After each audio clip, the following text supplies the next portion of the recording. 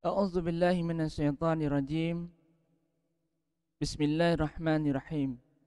Alhamdulillahillazi faradal jihad 'alal muslimin wa ja'alahu manata 'izihim wa rifihim.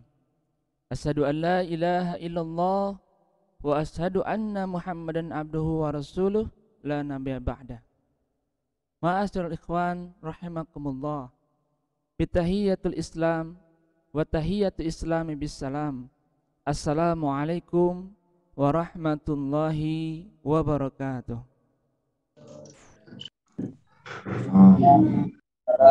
Waalaikumsalam warahmatullahi wabarakatuh. Anak-anak sekalian yang dirahmati Allah Subhanahu wa taala, alhamdulillah berjumpa kembali pada matrikulasi khususnya serial tentang adab. Alhamdulillah anak bersyukur kepada Allah bisa bersilaturahmi dengan antum semua yang ada di rumah. Mudah-mudahan hadirnya kita pada malam hari ini bisa menjadi wasilah diampuni dosa-dosa kita semuanya insyaallah. Dan kita berdoa kepada Allah mudah-mudahan dimudahkan dalam mencari ilmu dan dimudahkan dalam menjalankannya, dimudahkan dalam melaksanakan, dan mudah-mudahan yang kita kejar adalah keridhaan Allah Subhanahu wa taala. Wa fillah rahimakumullah, anak-anak sekalian yang dirahmati Allah Subhanahu wa taala. Kalau kita bicara adab, sebelum anak masuk ke materi, adab itu adalah nilai kemuliaan yang didapat oleh seseorang dari hasil pendidikan, pengajaran.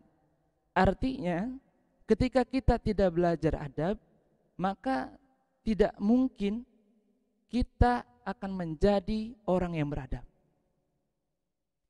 Berbeda dengan akhlak. Akhlak itu adalah nilai kemuliaan yang didapatkan oleh seseorang yang itu hasil atau buah dari ibadah kepada Allah Subhanahu wa taala. Jadi sangat berbeda antara adab dan akhlak. Maka alhamdulillah Asifa mempunyai program khususnya untuk kelas 10 matrikulasi serial adab. Untuk pembahasan pada malam ini kita akan berdiskusi tentang bagaimana adab meminta izin. Kita paham dari kata manusia saja, al-insan. Dalam Al-Quran disebutkan ada 65 kali disebutkan. Ya. Al-insan mempunyai kata atau akar kata yaitu anasa. Apa itu anasa? Anasa setidaknya mempunyai 3 arti. Yang pertama adalah absoro. Apa itu absoro? Absoro itu adalah bahwa manusia mempunyai potensi untuk apa? Untuk menganalisa, mengamati dengan kesungguhan.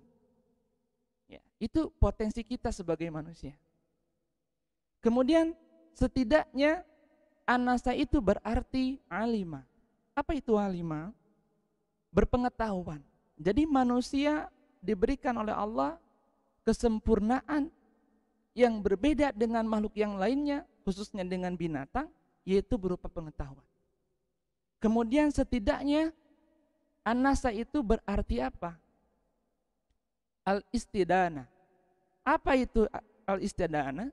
Artinya bahwa manusia mempunyai potensi untuk mempunyai adab atau beradab, ya, bertata krama. Maka dari itu kita harus memahami bahwa 3 potensi manusia itu dari kata definisi saja sudah luar biasa. Makanya kita akan belajar adab insyaallah. Baik, temanya tadi Ana sudah sebutkan yaitu terkait tentang masalah adab meminta izin. Yang pertama adab meminta izin itu adalah hendaknya kita sebagai manusia mengetahui waktu-waktu atau mengetahui terkait tentang masalah pembagian boleh atau tidak sekiranya orang ini diminta izin. Khususnya misalnya kita ke kantor guru, kita harus mengetahui waktu-waktunya. Kita mengunjungi rumah, ya, kita bertamu dan sebagainya. Setidaknya ada 3 hal yang harus antum perhatikan, yang memang ini betul-betul harus meminta izin. Ya, yang pertama adalah sebelum subuh. Waktu sebelum subuh ini adalah waktu yang sangat private, ya, yang sangat apa ya istilahnya itu, sensitif bagi seseorang atau yang punya rumah atau yang punya ruangan begitu. Kenapa? Karena sebelum subuh ini adalah waktunya masih istirahat. Nah, maka terlebih waktu itu kita harus betul-betul minta izinnya dengan baik. Jangan seperti kucing. Kucing itu kan tanpa permisi tiba-tiba masuk begitu kan? Iya kan? Iya, sampai ada lagunya begitu. Tiba-tiba masuk nyolong ikan dan sebagainya. Nauzubillah. Nah, itu bukan itu bedanya binatang dengan manusia, maka jangan sampai kita seperti binatang. Nauzubillah. Yang kedua, waktu yang memang betul-betul kita harus meminta izin itu adalah ketika waktu matahari tepat di atas bumi. Maksudnya adalah ketika siang hari bolong begitu. Ya. Ini biasanya misalnya kalau kami di sini, ya, di ruang guru, istirahatnya karyawan atau guru, asatidz semuanya itu adalah mulai dari bada zuhur tentu sholat begitu ya, sampai pada pukul 13.15. Nah, di waktu itu tentu bisa jadi ada guru yang ada di kantor atau memang di ruangan tersebut kosong, maka disitulah waktu memang betul-betul kita harus minta izin. Atau misalnya kita bertamu ke rumah, ya, bertamu ke rumah orang, waktu-waktu itu waktu istirahat, sensitif. Maka betul-betul kita harus minta izin. Itu waktu yang kedua. Waktu yang ketiga bagaimana? Waktu ketika ba'da isya. Ya, waktu ba'da isya ini sama begitu ya, private sekali, di mana kecenderungan orang ketika malam itu ba'da isya itu adalah untuk istirahat. Untuk waktunya pribadi sekali. Maka hindarilah, makanya menurut kaidah Islam, ya, tentunya dengan perintah Nabi Muhammad SAW, tidak dibenarkan, ya, dianjurkan sekali begitu untuk tidak melakukan bertamu begitu ya, ketika ba'da isya. Gitu. Kecuali memang betul-betul urgent. Betul-betul penting. Ya. Apalagi mungkin misalnya ketika ibu antum, ayah antum, abi antum, bunda antum, ya, ketika sudah masuk ke kamarnya, kita betul-betul harus meminta izin. Tidak boleh asal masuk walaupun itu adalah orang tua kita. Atau misalnya kakak kita yang sudah menikah, ya, ba'da isya itu tidak boleh kita sembarangan untuk masuk. Kita harus betul-betul minta izin. Dan tadi sesuai dengan arahan Rasulullah SAW, kalau bisa tidak bertamu ketika waktunya sudah ba'da isya. Nah, anak-anak sekalian, yang kedua, hendaknya kita harus mengetuk pintu, ya, ketika ada bertamu itu atau ke ruangan dengan pelan-pelan. Kita lihat hadisnya. Dari Anas radhiyallahu anhu meriwayatkan bahwasanya ia telah berkata, sesungguhnya pintu-pintu kediaman Nabi Shallallahu Alaihi Wasallam diketuk oleh para tamunya dengan ujung kuku. Hadis riwayat Bukhari di dalam Al-Adab Al-Mufrad dan disahihkan oleh Albani. Jadi dengan ujung kuku ini ingin menganalogikan bahwa saking pelannya begitu, saking pelannya. Tidak, ya, dengan misalnya mengepalkan tangan kita dor gitu. Nah, ini tidak dibenarkan. Tapi dengan seperti ini. Atau mungkin yang familiar ya gitu ya, di antara kita misalnya dengan seperti ini begitu ya, ketuk-ketuk pintu dengan pelan. Ya. Nah, yang kedua seperti itu. Dan yang ketiga bagaimana? Hendaknya kita harus mengucapkan salam begitu. Ya. Bagaimana salam yang sangat dianjurkan oleh Rasulullah, yaitu Assalamualaikum warahmatullahi wabarakatuh. Assalamualaikum 10 kebaikan. Ya. Warahmatullah tambah lagi 10. Wabarakatuh 10 lagi. Nah, kita lihat misalnya dari Rib'i berkata, telah bercerita kepada saya seorang lelaki dari Bani Amir, bahwasanya ia pernah minta izin kepada Nabi SAW di saat beliau ada di suatu rumah. Orang itu berkata, bolehkah saya masuk tanpa mengucapkan salam? Maka Nabi SAW berkata kepada pembantunya, jumpailah orang itu dan ajari dia cara meminta izin dan katakan kepadanya, ucapkan Assalamualaikum, kemudian bolehlah saya masuk. Hadis riwayat Ahmad dan Abu Daud, disahihkan oleh Al-Albani. Jadi anak-anak sekalian, begitu beradabnya Islam. Bahkan hal yang detail sekalipun dibahas oleh Islam. Ya, tadi ya, kita harus mengetahui waktunya yang pertama. Yang kedua terkait tentang mengetuk pintu harus pelan. Yang ketiga tadi harus mengucapkan salam. Gitu. Anak-anak sekalian, sebelum kita minta izin, ya, ketika memang sudah sampai 3 kali, maka hendaknya kita untuk pulang. Kalau misalnya lebih dari 3 kali tidak ada sautan, ya, sudah ketuk pintu, tidak ada yang, biasanya kan kalau ketuk pintu suka ada di dalam ruangan itu, siapa? Begitu tanya kan gitu. Tapi tidak ada 3 kali. Kemudian antum ucapkan Assalamualaikum warahmatullahi wabarakatuh, tidak ada yang dijawab. Ya. Kalau misalnya yang penghuni rumah atau yang dalam ruangan itu sedang sholat, tentu ada 2 para ulama mengatakan ketika kita didatangi oleh orang di dalam ruangan atau di dalam satu rumah, kita sedang sholat, bagaimana tandanya supaya kita bisa menyampaikan bahwa kita sedang sholat.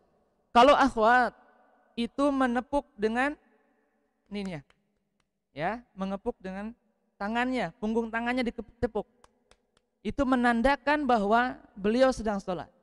Untuk ikhwan ada 2. Yang pertama mengucapkan subhanallah, gitu. Subhanallah. Ketika sholat mengucapkan subhanallah. Dibolehkan dalam fikih. Ketika membacakan kalimat thayyibah di luar bacaan sholat. Bahkan subhanallah itu kan ada. Ya, salah satunya terkait dengan masalah kalimat thayyibah. Kemudian ada yang berpendapat untuk mengeraskan bacaan. Ya, misalnya ketika membaca surah Al-Fatihah dibacakan, dikeraskan, dizaharkan, gitu ya. Tidak dipelankan begitu, dikeraskan. Nah, jadi kembali lagi ya, ketika udah 3 kali, sudah 3 kali ketuk, tidak ada sautan, Assalamualaikum tidak jawaban, hendaknya kita pulang. Kita lihat hadisnya misalnya.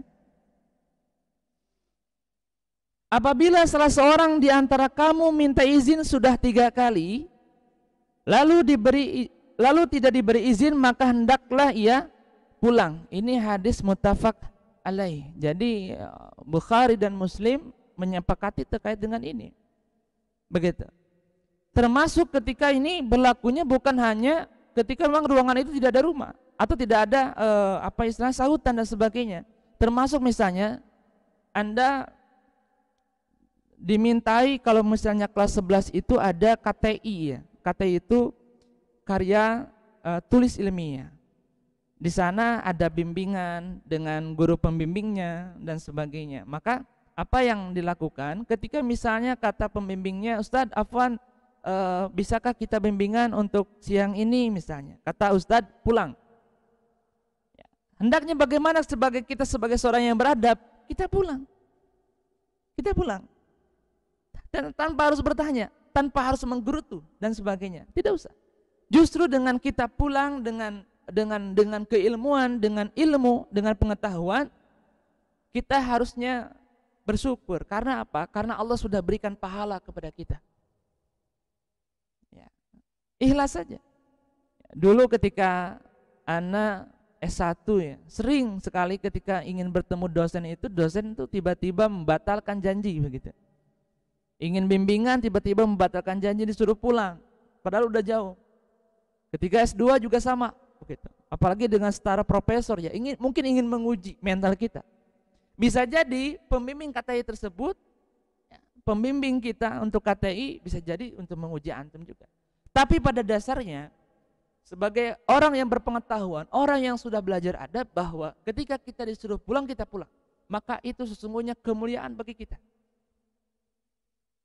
Begitu. Contoh misalnya, ya, hendaknya di sini, ya, peminta izin pulang apabila permintaan izinnya ditolak, karena Allah telah berfirman dalam Quran surat An-Nur ayat 28. Dan jika dikatakan kepada kamu pulang, maka pulanglah kamu, karena yang demikian itu lebih suci bagi kamu.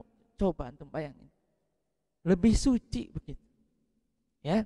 Nah, anak-anak sekalian, selanjutnya ada meminta izin itu adalah hendaknya ketika kita diminta atau ditanya oleh penghuni ruangan tersebut atau penghuni rumah, misalnya kita mengucapkan Assalamualaikum, ya, Assalamualaikum, misalnya gitu.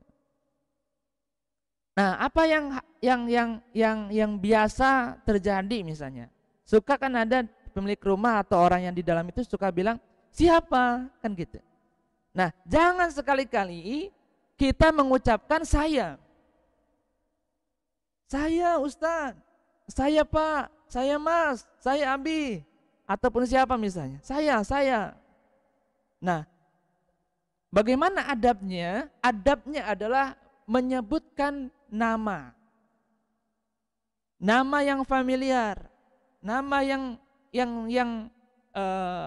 yang kira-kira dikenal oleh pemilik rumah. Misalnya, siapa? Ana Iwa Ustad, begitu misalnya. Ana Iwa Ustad. Oh iya Iwa, tunggu sebentar, misalkan gitu. Jadi sebutkan nama.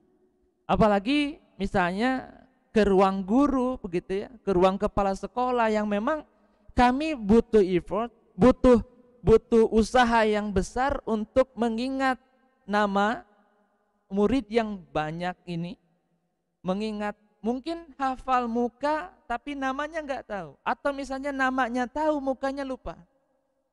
Jadi harapannya adalah sesuai dengan adab yang diajarkan oleh Rasulullah SAW, bahwa ketika antum dibilang misalnya siapa, maka antum katakan nama, ana fulan Ustaz, gitu, dengan betul-betul dikira memang nama yang memang familiar atau diketahui oleh yang di rumah ataupun yang pemilik rumah ataupun yang di ruangan tersebut. Bagaimana contohnya di kisah ini dalam hadis misalnya, ya, Jabir radhiyallahu anhu menuturkan, aku pernah datang kepada Nabi SAW untuk menanyakan hutang yang ada pada ayah saya. Maka aku ketuk pintu rumah Nabi lalu berkata, ya, ada sautan begitu, siapa itu? Maka aku jawab, saya. Maka Nabi berkata, saya, dengan nada yang tidak suka, muttafaq alaih. Sebutkan nama. Ya, fahim tuh? Ya, mudah-mudahan faham ya. Insyaallah. Selanjutnya anak-anak sekalian, dalam pemaparan atau kehendak Nabi Muhammad SAW terkait dengan adab ini, ya, ketika kita meminta izin, ya, hendaknya kita harus mengetahui yang namanya batasan. Ketika di ruangan tersebut ya, tidak ada sautan, ya, di ruang tersebut tidak ada sautan, hendaknya kita pulang. Jangan kita masuk tanpa izin. Misal, ya, misal saja misalnya ketika jam KBM di Ashifa, antum misalnya tidak ada gurunya atau misalnya petugas piket memberikan tugas saja dan antum sudah selesai. Kemudian antum menggunakan waktu antum untuk pergi ke perpustakaan. Antum datang, tiba-tiba di sana menjumpai bahwa ketika antum ketuk pintu dan ucapkan salam tidak ada sautan. Petugas perpustakaannya misalnya sedang ke hamam, sedang ke toilet misalnya. Nah maka apa yang antum harus lakukan ketika sudah belajar adab, maka jangan masuk. Kenapa? Karena di peraturan kami dalam BKI, buku komitmen integritas yang sudah mungkin kemarin disosialisasikan oleh para asatid, oleh para petugas, maka ketika jam KBM tanpa seizin guru piket, tanpa seizin guru mata pelajaran, tidak boleh memasuki perpustakaan. Itu tertulis secara jelas. Ya. Ketika pun misalnya sudah dapat izin, kemudian mengkonfirmasi kepada petugas, itu pun kalau ada petugasnya, kalau tidak ada tidak boleh masuk. Kemudian selain adab-adabnya tadi, ketika tidak ada orang di dalam atau petugasnya di dalam, maka tidak boleh masuk. Antum juga tidak boleh bawa tas, begitu. Tidak boleh memakai jaket, tidak boleh atau blazer ya ataupun yang lainnya. Ya, tidak boleh. Itu tertera semuanya ada atau termaktub dalam BKI, buku ya, komitmen integritas. Ya. Ibu fillah rahimakumullah, anak-anak sekalian yang dirahmati Allah Subhanahu wa taala. Demikian adab ini adalah nilai kemuliaan yang didapat oleh kita dari hasil pembelajaran. Dan ilmu yang sudah kita dapatkan tidak ada artinya kalau kita tidak terapkan. Ilmu yang sudah kita dapatkan ibarat begini kalau misalnya tidak diterapkan atau tidak dilaksanakan. Ibarat kita sedang bawa air dari jarak hammam menuju ke rumah misalnya karena tidak ada air misalnya. Ya. Tapi kemudian kita tidak memperhatikan bahwa si embernya itu misalnya bolong. Nah itu demikian yang terjadi ketika seorang penuntut ilmu tidak mengaplikasikannya dalam bentuk amal. Begitu pula sebaliknya, ketika dia beramal tanpa ilmu maka akan sia-sia. Demikianlah Islam ya, melalui teladan dari Nabi Muhammad SAW mengajarkan kepada sahabat, kemudian generasi tabi'in, kemudian setelahnya sampai kepada kita bahwa ketika sudah ilmu itu didapat, kita sudah pernah mendengarkan, kita sudah pernah menyimak, maka tawakal yang selanjutnya. Apa itu tawakal? Ikhtiar dengan sungguh-sungguh bahwa kita akan bisa melaksanakan itu. Kita ingat bahwa setiap dari bangun pagi hingga tidur lagi, kita harus pastikan waktu kita digunakan untuk ibadah kepada Allah Subhanahu wa taala. Karena tidak tahu bahwa kematian itu kapan datangnya. Ya, sudah banyak cerita. Ya, anak muda 17 tahun, 16 tahun, 14 tahun, tiba-tiba Allah sayang beliau, kemudian Allah cabut. Tapi kemudian ada sudah kakek-kakek 63 tahun, sering ke masjid dan sebagainya, masih hidup, bisa. Ya. Nah ini misteri dari kehidupan itu sendiri atau yang disebut dengan maut. Baik anak-anak sekalian, tampaknya sudah 30 menit anak berdialog ya atau mengatakan sesuatu ya, istilahnya memberikan pesan-pesan yang pernah Anda dapatkan dari guru-guru Anda sendiri. kemudian menyampaikan kepada antum.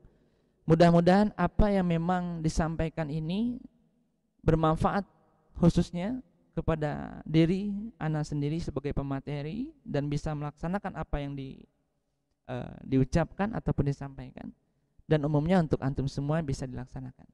Dan ana tunggu antum semua di asrama. Mudah-mudahan lancar semuanya insyaallah. Ya. Kita tutup saja mungkin, atau ada tanya jawab dulu? Cukup? Cukup, Ustaz. Cukup ya. Mudah-mudahan kita bisa aplikasikan dan selamat beraktivitas lagi. Sebentar lagi akan ada azan Isya. Mudah-mudahan di penghujung hari ini, ya, di penghujung malam, ya, kita masih sempat berzikir kepada Allah, dan mudah-mudahan untuk besok kita masih dibangunkan oleh Allah SWT untuk diberikan kesempatan hidup untuk yang selanjutnya, sehingga ketika kesempatan itu kita harus betul-betul ya mendapati dengan kegiatan-kegiatan yang memang diridhoi oleh Allah SWT. Ya. Dan salam untuk kedua orang tua antum, keluarga antum, ya. Doakan mereka. Mereka adalah malaikat yang Allah turunkan di bumi ini untuk memberikan antum pengajaran, untuk memberikan antum teladan dan sebagainya, ya, mempersiapkan antum untuk menjadi generasi yang robbani. Dari ana cukup sekian. Hasbunallah wa ni'mal wakil, ni'mal maula wa ni'man nasir. Assalamualaikum warahmatullahi wabarakatuh. Waalaikumsalam warahmatullahi wabarakatuh. Waalaikumsalam warahmatullahi wabarakatuh.